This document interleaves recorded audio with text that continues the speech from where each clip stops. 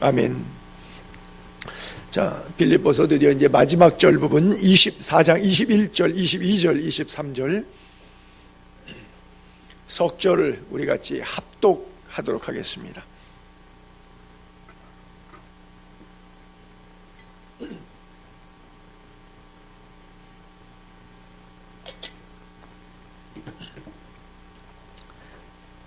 빌립보서 4장 21절, 22절, 23절 석절을 다 같이 우리 합독합니다. 시작. 그리스도 예수 안에 있는 성도에게 각각 문안하라. 나와 함께 있는 형제들이 너희에게 문안하고 모든 성도들이 너희에게 문안하되 특히 가이사의 집 사람들 중 몇이니라. 주 예수 그리스도의 은혜가 너희 심령에 있을지어다. 아멘. 오전에는 우리 빌립보 사람들, 빌립보 교회 교인들 생각해 보았고요. 오후 시간에는 마지막 끝 인사 부분인데 특히 스페셜리스트로 가이사의 집 사람들에게 문안이 전달된 과정이 기록되고 있습니다. 자, 먼저 21절을 한번 보도록 하겠는데요. 우리가 21, 2절 다 읽었지만 21절에도 문안하라고 하는 단어가 2번 나오고 또 22절에도 또 한 번 나와요. 문안하되 특히 가이사 집 사람이다. 이렇게 해서 짧은 마감 끝 인사 가운데 문안하라고 하는 단어가 3번씩 나와요. 여러분, 빨간 글자를 제가 쳤는데 성도들 사이에 각각 문안하라 그랬어요. 여러분, 우리말에 아주 좋지 않은 단어가 하나 있는데 무슨 말이냐면 유유상종, 끼리끼리 논다 그래요. 교회는 끼리끼리 놀면 망하는 거예요. 교회는 공동체라 그래요. 공동체라고 하는 것은 뭐예요? 체자가 몸체자를 쓰죠. 같은 한 몸이라고 하는 뜻이에요. 그래서 교회는 공동체예요. 그래서 성도들이 끼리끼리 노는 것이 아니라 그 끼리끼리의 각각의 존재를 인정하지만 수직적 관계가 아니라 수평적 관계에서 서로 나란히 문안이 될 수가 있어야 돼요. 여러분, 윗사람이 아랫사람 알현하듯이 하는 관계가 우리 가운데 있으면 이건 불편한 거예요. 그리스도 안에서 형제와 자매로서 각각 평등하게 문안이 되어야 돼요. 이 작은 교회의 장점이라고 하는 것은 목사님하고 24시간 핫라인이 연결되고 언제든 밤이든 새벽이든 낮이든 어떤 시간에도 전화해서 기도를 요청할 수도 있고 안부를 전할 수도 있고 개인적인 사담을 나눌 수도 있어요. 큰 교회 같은 데는 좀 어렵죠. 물론 이제 교구 담당 부교육자들이 계시기는 하는데요. 근데 큰 교회 여러분 뭐 다녀보신 경험들이 있으시겠지만 옆에 앉은 사람이 누군지 몰라요. 그렇죠? 이것은 사실 교회 공동체로서의 바람직한 것은 아니에요. 그러나 또 그 교회 나름대로 장점이 많아요. 하나님의 큰 역사를 이루는 것은 대부분 작은 교회보다는 큰 교회가 물적 인적 동원이 가능하기 때문에 큰 프로젝트는 큰 교회가 합니다. 하나님의 거룩한 또 부르심이 있어요. 그 가운데. 그래서 큰 교회가 제가 볼 때는 작은 교회보다 큰 교회가 더 좋은 영향력을 훨씬 더 미칠 수가 있습니다. 근데 작은 교회의 단점은 옆에 앉은 사람이 누구인지 모르는 경우가 없어요. 그렇죠? 다 알게 돼 있어요. 이제 작으니까. 근데 우리말에 커피잔에서 파도가 일어난다는 말이 있죠. 파도가 대양에서 바다에서 일어나는 게 아니라 커피잔에서 파도가 일어난다. 왜? 이게 장점인데 어떤 때는 또 단점이에요. 너무 잘 알다 보니까 그 사람의 사생활까지 갑론을박해요. 콩나라 판나라. 그러다 보니까 사생활까지 침해를 받는 경우가 있어요. 너무 친하다 보니까. 큰 교회는 너무 옆에 사람이 누군지도 모르고 앉았다가 일어났는데도 인사도 안 해. 어쩌다가 목사님이 옆에 앉은 분들하고 잘 오셨습니다. 인사하세요. 뭐 이러면 그때 인사하는데 그때도 인사해도 어떻게 되냐면 대부분 이렇게 얼굴 눈 마주치지 않아요. 그냥 이렇게 마주치면 괜히 불편해, 어색해. 그래서 안 마주치. 그러니까 성도가 한 교회에서 성령의 기름 부으심의 임재를 느끼는 예배 현장에 옆에 앉은 사람이 누가 예배하는지도 모르는 이런 또 단점이 있고 또 우리 가운데는 좋은 장점이 있는데 이 장점을 잘 살려야 되는데 장점이 잘못하면 단점이 될 수도 있는 거예요. 자, 여러분 생각하는 교회의 모습, 어떤 교회가 바람직한 교회라고 생각하십니까? 크던 작던 규모와 상관없이 교회에서는 뭘 느낄 수 있어야 되냐면 주님을 느낄 수 있고 천국을 느낄 수 있어야 돼요. 그렇죠? 교회가 불란스러우면 여기서 뭘 느끼냐면 지옥을 느껴요. 마음이 불편해. 마음이 지옥이에요. 근데 교회가 평안하면 여기서 천국을 느껴요. 주님을 느껴요. 근데 교회가 주님을 느끼고 천국을 느껴야 되는 것이 실체인데, 우리가 원하는 사항인데 너나 없이 다 그 마음으로 왔어요. 그 마음 안 가지고 온 사람 없어요. 근데 불편할 수 있어요. 그래서 왜 그럴까요? 마귀가 장난하기 때문에 그래요. 우리 사이에 제가 쓰는 표현처럼 이 사람 속에 들어갔다가 저 사람 속에 들어갔다가 목사 속에 들어갔다 장로 속에 들어갔다 집사 속에 들어갔다 돌면서 당구로 말하면 쓰리 쿠션을 치니까 정신을 하나도 차릴 수가 없어요. 그래요. 여러분, 교회에 서로 아름다운 문안이 잘 이루어지면 이런 문제는 해소가 돼요. 그렇잖아요. 그리스도 안에서 각각 문안이 수직적 관계가 아니라 수평적 관계에서 성도에게 각각 문안이 잘 이루어지면 그러면 별 문제 없이 천국 같은 느낌으로 우리가 신앙생활을 할 수 있어요. 제가 목회를 해보니까 꼭 그렇더라고요. 이게 어떤 분이 마귀 노릇을 해요. 저분이 안 계시면 우리 교회 평안하겠다. 그럼 나가면 또 다른 분이 잘 섬겼던 분인데 또 사탄 노릇 하시더라고요. 저분은 또 왜 저러지? 그러면 또 불란스럽다가 또 나가요. 그러면 이제 됐다. 그러면 또 다른 분이 나와서 그 역할을 하더라고요. 그래서 평생 죽을 때까지 그렇구나. 이게 속가낼 일이 아니라 그냥 같이 살아가야 될 문제로구나. 그래요. 그러니까 사도 바울이 빌립보 교회 1장 시작할 때 그랬잖아요. 어떤 사람은 착한 뜻으로 사랑으로 하나 어떤 사람은 괴로움을 더하게 할 의도로 한다고 그러잖아요. 이 모양 저 모양 외모로 하든 참으로 하든 어떤 방도로 하든 it's okay. 나는 기쁘다. 그냥 여러분들이 예수만 잘 믿으면 그것으로 나는 기쁘다. 이렇게 시작했어요. 1장에. 그러고 나서 마지막에는 이 문제에 대해서 정답, 해결책을 던지는 거예요. 문안 끝절에 가서 거듭 3번 문안 얘기했는데, 문안 그러니까 옆 사람하고 어서 오세요 안녕하세요 이렇게 단순하게 인사하는 개념으로의 문안이라고 생각하지 않게 되기를 바랍니다. 바울이 지금 말하는 3번이나 동일한 단어를 강조할 때 그 문안은 삶을 나누는 거예요. 삶을 나누는 거. 남의 삶을 간섭하면서 왜 그렇게 했어? 왜 옷은 그따위로 입고 다녀? 머리는 그렇게 왜 잘랐어? 안경은 금태로 하지 왜 뿔태로 했어? 그리고 자식한테 그러는 거 아니야. 돈은 이렇게 써야지 왜 그 옷은 너무 비쌌어? 이런 쓸데없는 것 갖고 문안한다 그러지 말고. 그건 문안이 아니에요. 이런 건 간섭이라 그랬는데 어떤 사생활을 피곤하게 만드는 거예요. 그렇죠? 이런 거 말고 문안은 뭐예요? 삶을 나누는 거예요. 그 삶은 뭐예요? 내가 죽고 내 안에 예수가 산 거예요. 그리스도와 연합된 자의 삶, 그도 그리스도와 연합됐기 때문에 우리는 둘이 될 수 없는 동일시되는 하나 되는 일체되는 공동체, 한 뜻, 한 마음, 한 육체 안에서 생각의 초점이 같은 거예요. 그러니까 먹든지 마시든지 무엇을 하든지 포커스가 초점이 어디로 가 있냐면 하나님의 영광, 하나님의 영광, 그리고 덕과 유익을 위한 것. 그 삶이 서로 나누어지는 것을 갖다가 문안한다고 그래요. 제가 말씀드렸죠. 초대교회 성도들은 인사말이 뭐였다고요? 독사토세요. 하나님께 영광. 그렇잖아요. 만나면 안녕하세요. 식사하셨어요? 평안히 주무셨어요? 건강하셨어요? 이게 아니에요. 건강 안 하면 어때요? 사업 어려우면 어때요? 몸 좀 불편하면 어때요? 그런 걸 안부로 묻질 않았어요. 그런 걸 문안에 쓰질 않았어요. 초대교회 성도들은 만나면 독사토세요. 하나님께 영광. 즉 하나님께 영광 지금 돌리고 계세요? 하나님께 영광 돌립시다. 하나님께 영광 되게 삽시다. 이게 인사말이에요. 그리고 헤어질 때는 마란 아사. 우리 주님 오세요. 아사라고 하는 것은 승강기예요. 승강기. 오르락내리락 오르락내리락 하는 아사. 마란은 우리 주님이라고 하는 거예요. 우리 주님 오세요. 우리 주님 오세요. 마란 아사. 그렇죠? 마라나타라고 그래요. 그러니까 헤어지면 또 언제 만날지 몰라요. 왜? 일주일 안에 로마 군인들에 의해서 핍박을 받아서 순교를 당할 수도 있는 상황이에요. 그러니까 이제 우리 여기서 예배 끝나고 헤어지면 육신의 눈으로는 다시 못 만나고 천국에서 만나야 될 사람들도 있었어요. 1세기 교회는요. 매 주마다 멤버십이 바뀔 수도 있었어요. 언제 월요일날 순교 당할지 토요일날 순교 당할지 그 주 안에 무슨 일이 있을지 몰라요. 그러니까 만나면 하나님의 영광을 인사했고, 헤어질 때는 천국에서 만납시다. 그러고서는 인사했어요. 얼마나 삶이 장엄합니까?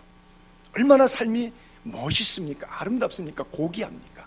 이것을 문안이라고 그러는 거예요. 뭐 밥 먹었니? 그 옷 얼마 주고 샀어? 이런 걸 문안이라고 하질 않아요. 이건 이방인들이 하는 거예요. 성도가 하는 문안이 절대 아닙니다.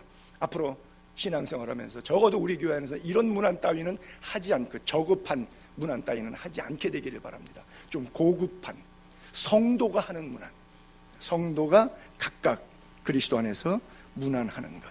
그래요, 여러분.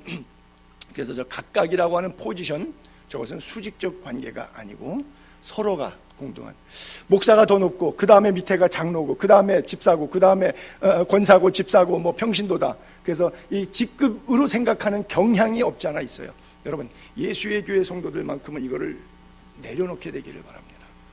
내가 권사니까 집사를 가르칠 수 있다고 하는 이 생각 내려놓게 되기를 바랍니다. 내가 목사니까 장로를 가르칠 수 있다는 생각, 이거 내려놔야 돼요. 우리는 그리스도 안에서 형제와 자매예요. 서로가 서로에게 배울 것이 있고 서로가 서로를 위해서 격려하고 위로하고 기도해 주어야 될 관계이지, 그 누구도 우리 사이에 계급 없습니다. 그렇죠? 서열이 아니에요. 임직이 서열이 아니에요. 그렇죠? 그래서 여러분, 육체가 있는데 머리가 지시 내리면 손과 발이 같이 움직이는데, 이 머리가 손과 발을 끌고 갈 수는 없어요. 그렇죠? 같은 유기체로서 움직이지만 손은 손이 가야 돼요. 발은 발이 가야 되는 거예요. 머리가 손 끌고 갑니까? 아니요. 머리가 발 끌고 갑니까? 아니요. 각자 한 지체, 한 몸을 이뤘기 때문에 기능이 각각 활동하는 거예요. 어느 것 하나 기능 활동 못.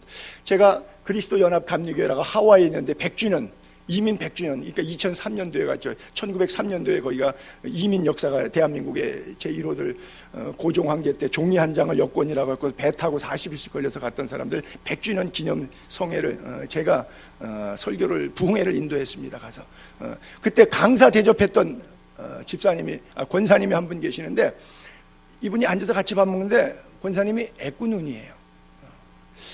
그래서 권사님, 뭐 어디 눈이 왜 아프셨어요? 사고를 당하셨어요? 왜 눈을 이렇게 애꾸가 되셨어요? 이렇게 물으니까 이 손을 들더니 이걸 이렇게 들어 올리세요.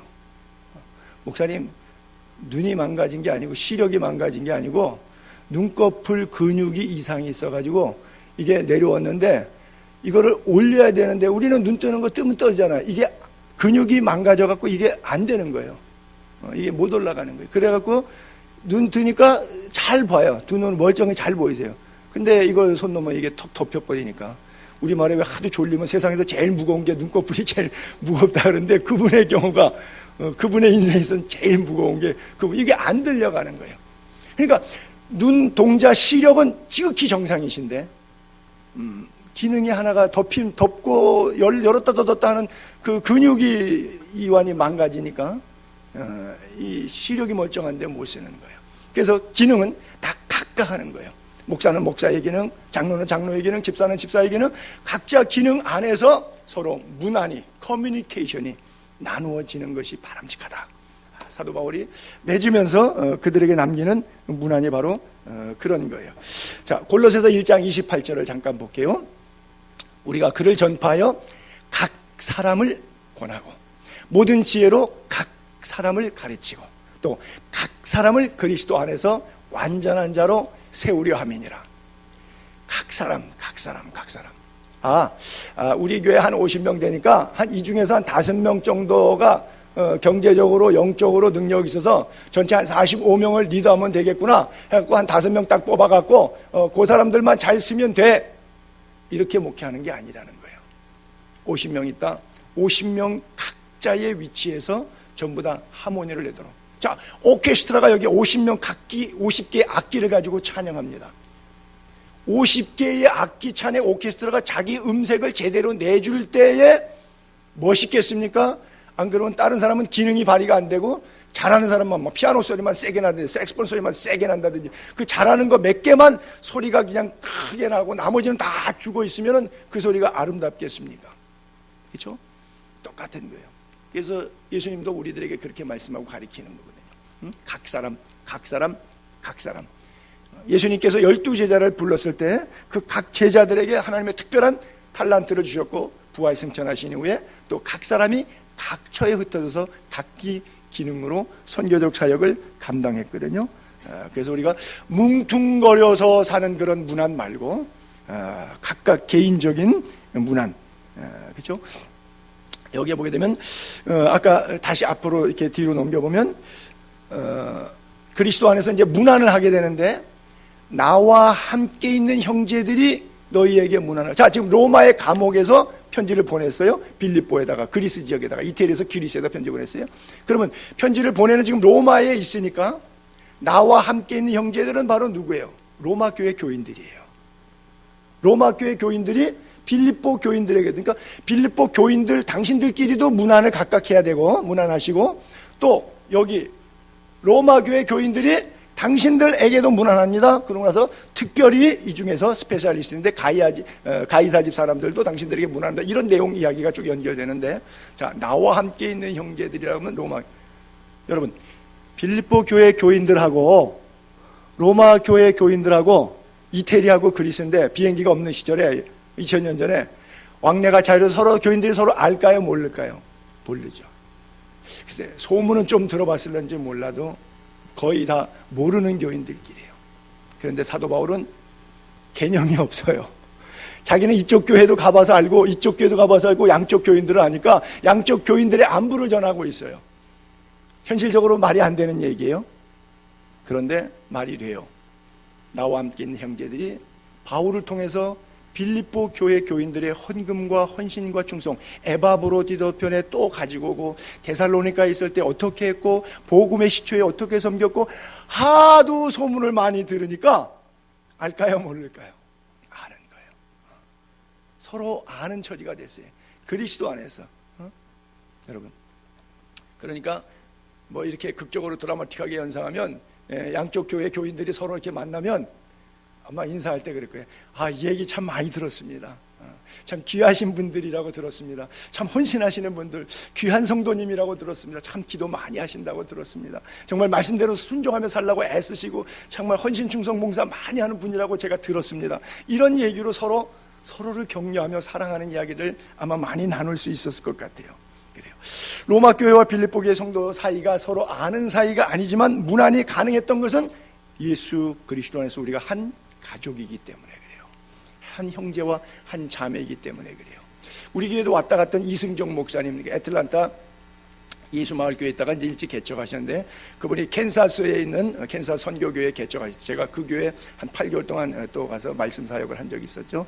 그리고 이제 애틀란타에 가서 새 교회를 또 개척했어요. 한 300명 모였어요. 저보고 와서 부흥회를 하라 그래서 제가 가서 집회를 하고, 거기서 또 그 다음 주간에 또 집회를 잡아줬는데 차로 한 서울 부산 거리로 이동했더니 내시빌이라고 하는 지역에 있어요. 내시빌 지역에 가서 또 한 12개 교회가 연합으로 내시빌에서 제일 큰 내시빌 연합 감리교회에서 제가 집회를 했습니다. 그리고 집회를 끝났는데 어떤 권사님이 저한테 뒤에서 이제 인사하는데 그래요. 선교사님, 제가 한번 선교사님 이렇게 안아도 되겠어요? 그래요. 내가 선교사님을 좀 안아주고 싶대. 그래서 이렇게 안아주더니 그렇게 말씀하세요. 보고 싶었습니다. 그래요. 난생 처음 보는 분인데 여자분이 저를 안아주면서 보고 싶었대요. 그래서 얼른 살펴봤어요. 우리 집 사람 있나 없나. 그거는 여러분 하도 졸아서 제가 좀 농담하는 거고요. 무엇이 이것을 가능하게 만들죠? 그분이 했던 얘기가 뭐냐면 집시 선교를 위해서 기도했다고 하는 거예요. 안식년에 나와서 남서울교회에 있는데 어떤 구역에서 단체로 10여 명이 서초동에 무슨 식당으로 나를 데려갔어요. 그랬더니 그분 여자 구역 집사님들 뭐 권사님들이 다 이구동성했다니까 우리가 선교사님 위해서 1년 동안 기도했어요. 그런데 이렇게 만나니까 너무 반갑네요. 난생 처음 보는 사람들인데 그렇게 맛있는 밥을 사주면서 나를 이렇게 반갑게 식사 대접을 해요. 그럴 이유가 하나도 없죠. 왜? 그리스도 안에서 우리가 패밀리니까. 나를 위해서 기도했다는 거죠. 데살로니가 교회 교인들이 로마 교회를 위해서 기도했고, 로마 교회 교인들이 빌립보 교회를 위해서 기도했고, 빌립보 교회가 에페소 교회를 위해서 기도했고, 에페소 교회가 고린도 교회를 위해서 기도했고, 쓰리 쿠션 돌듯이 정신없이 세상적으로 문안된 것이 아니라 복음 안에서의 문안이 이루어지니까 각처에서 그리스도의 향기로 아름답게 드러나더라는 얘기죠. 그러니까 나와 함께 있는 형제들이 너희에게까지, 즉 로마에 있는 교인들이 빌립보 교인들에게까지 문안한다고 하는 얘기죠. 여러분, 이게 그냥 성경의 끝절에 써 있으니까 간단하게 이렇게 읽고 넘어가지만 이 속에 담겨진 세월과 사랑과 하나님의 임재와 성령의 역사하심이 얼마나 깊이 들어있는 내용인 줄 아세요? 여러분, 성경을 읽으면서 이런 부분에 있어서 하나님이 오늘 나의 교제권을 어떻게 행하기를 원하시는가 하는 면들을 캐치할 수 있게 되기를 바랍니다. 그래요. 교회는 이 서열이나 이런 높낮이가 아니에요. 뭐 군대라든지 대기업은 이런 서열 조직이 될 수 있겠지만 교회는 동등 공동체입니다. 목사와 장로와 권사가 서열이 아닌 것을 여러분 믿게 되기를 바랍니다. 그래요. 그래서 어떤 교회는 이런 제도권 자체를 만들지 않아요. 지난주에 우리 박조준 목사님도 오셨지만 박조준 목사님은 갈보리 교회 개척해서 교인이 15,000명 되고 은퇴하고 나오셨는데 장로를 단 한 번도 안 세웠대요. 왜요? 영락교회 맡고 보니까 장로 싸움에 너무너무 이골이 나갔고 자기 위장을 4분의 3을 절개해내셨대요. 너무 속상해서. 저러지 말아야 되는데 막 중간에서 막 이쪽 파 장로님 와서 얘기하고 가고 저쪽 파 장로님 얘기하고 왜 우리 쪽으로 안 엎어주냐, 왜 우리 의견을 존중해 주냐, 서로 싸우는데 여기에 어디다가 목사가 맞춰줘야 할지 모르다 보니까 자기 위장을 자르셨다고. 그래서 자기는 15,000명 교인인데 장로를 한 명도 안 세워. 오직 장로라 그러면 이를 갈아요. 세웠다 하면 뒤집어지니까. 세우기 전에는 뭐 목숨 걸고 충성한다 그러죠. 내가 뭘 압니까? 목사님 하시는 대로 다 순종하겠습니다 그러죠. 그래갖고 순종한 장로가 하나 톱 되는 거예요. 영락교회 150명이 넘는 장로 가운데. 그래갖고 아주 막 이골이나 싫어하는데 사역위원회라고 하는 것을 만드는 교회도 있어요. 뭐 우리 교회가 그렇게 해보진 않겠지만 예를 들면 이런 거예요. 우리가 장로회, 당회 이렇게 하듯이 1년 동안은 한 5분 정도 추천받아서 그분들이 봉사해 주는 거예요. 그 다음에는 아무것도 아닌 거예요. 다른 분들이 또 5분 이렇게 교회 사역위원회, 요즘 말로 하면 장로, 당회 뭐 이런 거죠. 그분들이 또 교회를 중심적으로 섬겨주고, 왜 다 같이 뭐 재직하고 사무총회하고 섬기는 것도 있지만 매월 또 교회들의 구체적인 그 안에 큰 틀 안에서 세세하게 움직이는 것들은 또 해야 되니까 그분이 그냥 평신도예요. 그분이 집사님이에요. 꼭 장로님 권사님도 아니에요. 그런데 사역위원회를 만들어서 해마다 이렇게 한 5분씩 또 7분씩 교회 규모 따라 이렇게 훌링 시스템으로.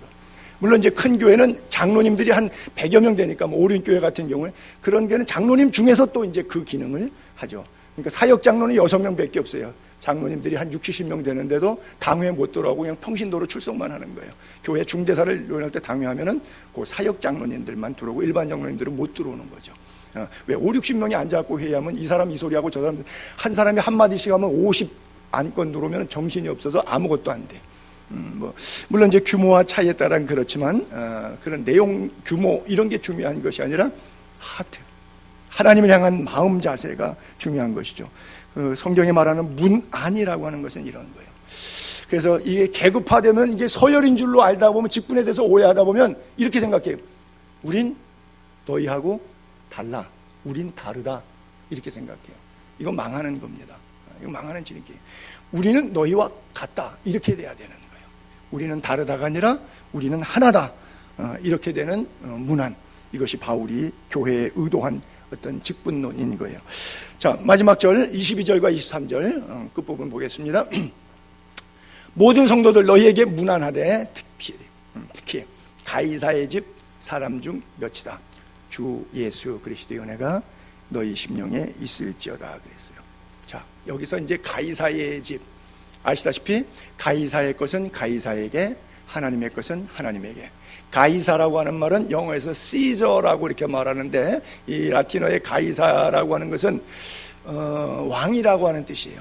어떤 왕, 그냥 킹, 왕이라는 뜻이에요. 이름이 아니라. 그러니까 왕의 것은 왕에게, 그러니까 세상 왕의 것은 세상 왕에게, 하나님 하늘의 왕에게는 하늘의 왕에게, 뭐 그런 뜻이에요. 가이사의 것과 하나님의 것. 근데 아시다시피 로마의 10대 박태왕도 있잖아요. 네로 같은 시절에, 지금 저 시절은 네로가 통치할 때인데 베드로도 바울도 네로에 의해서 순교를 당했어요. 그 가이사는 그 당시로 말하면 저 성경 그 시대 지역으로 말하면 저건 네로가 되는 거예요. 그렇죠? 근데 네로의 집 사람들 가운데서도 예수 믿는 사람들이 몇 명 나오기 시작했어요. 물론 신학적인 해석의 차이는 있을 수 있습니다. 예를 들면 가이사의 귀족 집안의 아주 친인척, 사돈의 팔촌 조카 요 정도의 집안의 핵심 멤버 가운데서, 패밀리 가운데서라고도 해석할 수 있고, 또 하나는 그 사람들은 예수를 안 믿었을 거다. 왜? 배부른데 무슨 예수를 믿냐. 주로 예수라고 하는 것은 처음에 복음의 시초에 선교 역사에 보게 되면 다 가난하고 힘든 사람들이 예수 믿지, 배부른 사람들이 하등이 불편하지 않는데 뭐 주시옵소서 뭘 신에 구하는 이런 나약한 인간의 어리석은 짓을 왜 합니까? 부자들이 안 하죠. 그러니까 저건 가이사의 집에서 시종 드는 좀 하류의 그 집안에서, 집안은 그 집안이지만 그 집안에서 감히 얼굴 들지 못하는 하인들이 예수를 믿지 않았을 것이냐, 뭐 그렇게 해석하는 신학자들도 있어요. 어쨌든 좌우가 어쨌든 간에 무엇이 옳든 간에 제가 볼 때는 가이사라고 하는 집, 뭐 17, 19든 아니면 거기서 일하는 사람이든 상관없이 그 집 안에서 예수를 믿는다, 이거 어려운 이야기입니다. 그렇잖아요. 상당히 어려운 이야기. 밖에서 예수 믿다가도 걸리면 죽는 판인데 그 안에서 예수 믿는다는 거, 노출되는 건 굉장히 어려운 얘기입니다. 그리고 여러분 상식적으로 생각해 보세요. 자, 가이사의 집 왕궁이에요. 왕궁이에요. 왕궁에 뭐가 있어요? 연회가, 파티가 벌어지죠. 왕궁 대리석으로 실크, 실버, 골드, 얼마나 아름다워요. 거기에 무녀들이 있죠. 풍악이 있죠. 포도주, 과일, 산의 진미, 맛있는 것들 잔뜩 있죠. 여러분, 그게 왕궁이죠. 보편적인 우리 왕궁의 그림이 그래요. 그런데 또 다른 측면, 육 안으로 보면 왕궁이 그래요. 육 안으로 보면. 근데 영 안으로 한번 들여다봅시다, 왕궁을. 그럼 왕궁이 어디예요? 음란하죠. 퇴폐하죠. 그 다음에 거기가 권력 암살이 있죠. 그렇죠? 권력 암투가 있고 살인이 있고 모반이 있고, 아주 제일 사람 돼지우리 같은 데가 바로 영 안으로 보게 되면 왕궁 아니겠어요? 자, 그렇게 안으로 밖으로, 영적으로 보나 육적으로 보나 예수 믿기가 괜찮은 공동체 아닙니까? 예수 믿기가 상당히 불편한 공동체 속입니까? 그 집안이, 가이사의 집이 아주 불편한 거예요. 예수 믿기 아주 불편한 상황이에요. 그런 상황 속에서도 순교자적 영성으로 예수를 믿었다. 정말 사도 바울이 그들을 칭찬하고 있어요. 왜요? 그냥 무난하다, 아무개를 무난한다, 아무개를 무난하다, 이렇게 특정에 대해서 말하지 않고 무난하구나, 또는 특정에 대해서 무난할 수도 있는데, 여기다가 특히라고 하는 단어. 성경에 바울의 무난해 보게 되면 바울 서신이 13권이 있습니다. 주로 핵심 단어가 은혜와 평강이에요. 그리고 끝에 가서 그들의 무난할 때 특히라고 하는 단어, 스페셜리스트라고 하는 단어를 쓴 것은 여기 하나밖에 없어요. 일반인들도 로마의 박해 속에 예수 믿는 거 쉽지 않지만, 일반적 상황, 사회적 상황이 아니라 가이사의 집 울타리 안에서, 그 로마의 가이사의 왕궁 내에서 예수 믿는다는 거 어려운 이야기입니다. 그 속에서도 믿음을 지킨다는 것. 21세기의 대한민국에서 교회 다니는 우리들이야 뭐 어떻게 이게 감동이 안 오죠. 박해 시대도 아니고 뭐 너 잘난 대로 나 잘난 대로 뭐 입 열린 대로 떠들고 사니까 그냥 뭐 여기 이 감동이 전혀 어떻게 올 수가 없어요. 이게 제가 어떻게 언어적 형용사로 표현할 길이 없네요. 표현할 길이 없어. 가이사 집 사람들이라고 하는 이 상황을 제가 연출해 드릴 어떻게 언어적인 한계성을 느끼는데, 여러분 하여간 그냥 쉽게 말해서 어려운 가운데서 믿었다고 합니다. 그 어려움을 제가 달리 표현해 드릴 길이 없어. 사도 바울은 이것을 그들이 알았으면 좋겠다라고 하는 그런 생각을 가졌던 거예요. 그가 시위대 안에 갇혔기 때문에 시위대 안에서부터 가이사 집 사람들에게 야금야금 복음이 들어갈 수 있었고, 빌립보에 실제 제2차 전도여행 처음에 왔을 때도 귀신 들린 여종 고쳤다는 이유로 옷 찢기고 매맞고 감옥에 갇힘으로 루디아 여인의 가정을 구원하고, 간수의 가정을 구원하고, 그의 권속도를 구원하고, 빌립보 지역의 로마 사람을 구원하고, 빌립보 지역의 유대인들 구원해서 최초의 유럽의 제1호 교회를, 빌립보 교회를 그가 탄생 개척시키게 된 것 아니겠습니까? 여러분들의 상황이 오늘 어떤지 모르겠어요. 뭐 부요하신지 힘드신지 또 뭐 기도 제목 때문에 안타까운 뭔가 하나님 앞에 무릎 꿇는 기도의 내용들이 있는지 모르겠습니다. 그러나 여러분들의 상황에 대해서 개념치 마시고 이 상황을 뛰어넘고 상황을 내려놓고 상황보다 크신 하나님을 바라볼 수 있게 되기를 바랍니다. 여러분, 열왕기 하 5장에 나오잖아요. 수리아의 나아만 스토리 이야기. 나아만이 전쟁에 가서 이스라엘 사람 침공하고 노예로 몸종으로 포로를 데려왔잖아요. 어린 소녀라고 써 있어요. 그렇죠? 여자애 하나 한 15살 가정에서 먹었다고 생각하고 그 아이 하나 데려왔는데 이 아이가 나아만에게 전도하잖아. 왜? 문둥병 걸렸는데 이스라엘의 우리 종 선지자 엘리야가 한번 안수기도 해주면 나을 것 같은데 그 종 앞에 가서 한번 말씀 들으면 말씀의 치유의 능력의 역사를 통해서 이런 이 문둥병 정도는 그냥 쉽게 나을 것인데 만약에 안 나오면 어떻게 되는 거예요? 그 먼 길 갔다 와서.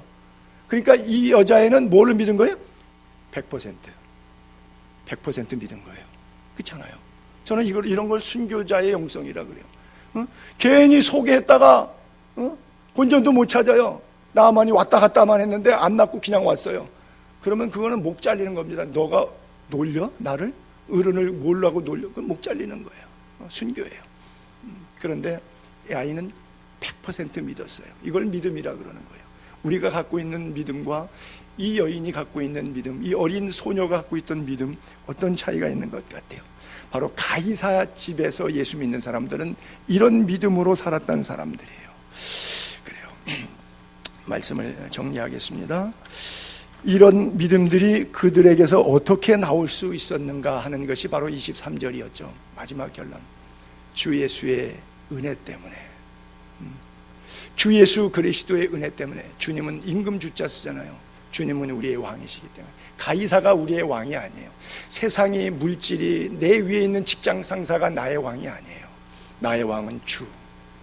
나의 왕은 주. 로드십. 주. 예수는 구원이란 뜻이잖아요. 나를 구원하신 왕, 주 예수. 나의 구원자, King of the King. 그 다음에 Christ. 내게 기름 부으신 자. 날 푸른 초장 쉴 만한 물가로 원수의 목전에서 기름을 부어서 세워주신 자. 주 예수 그리스도. 그분의 은혜가 내 심장에 흐르고 있기 때문에 내가 그런 악조건 속에서도, 가이사의 집 속에서도 예수를 믿을 수 있고 믿음을 지킬 수 있었던 거예요. 나는 사랑하는 예수에게 성도들이 어떤 환경에 처했던지 간에, 어떤 상황에 놓여 있던지 간에, 어떤 사망의 음침한 골짜기를 걷고 있던지 간에, 불합리한 상황 속에서도 환경 바라보지 않고, 문제 바라보지 않고, 어려움 바라보지 않고 눈을 들어 천지를 지으신 하나님을 바라볼 수 있게 되기를 바랍니다. 그 주 예수 그리스도의 은혜를 덧입으면 우리의 심장에 예수 피 심장으로 너희 안에 이 마음 품으라고 그리스도의 예수의 마음이 그 피가 이식수술되어 흐르기 시작하면 모든 것은 완벽하게 예수 이름으로 해결됩니다. 이 은혜가 있기를 바랍니다. 요한계시록 마지막 성경 구절 제가 자막으로 띄워놓을게요. 성경 끝입니다. 창세기 1장 1절은 태초에 하나님의 천지를 창조하시느라 이렇게 써 있고요. 요한계시록 22장 21절이 끝이에요. 마지막 끝 두 절에 이렇게 써 있어요. 내가 진실로 속히 오리라 하시거늘. 그게 바로 마라나타죠. 21절에 주 예수의 은혜가 모든 자들에게 있을지어다. 지금 예수님 마음이에요. 모든 자들에게 주 예수의 은혜가 사랑하는 예수의 교회 성도님들 심령에 있기를 주의 이름으로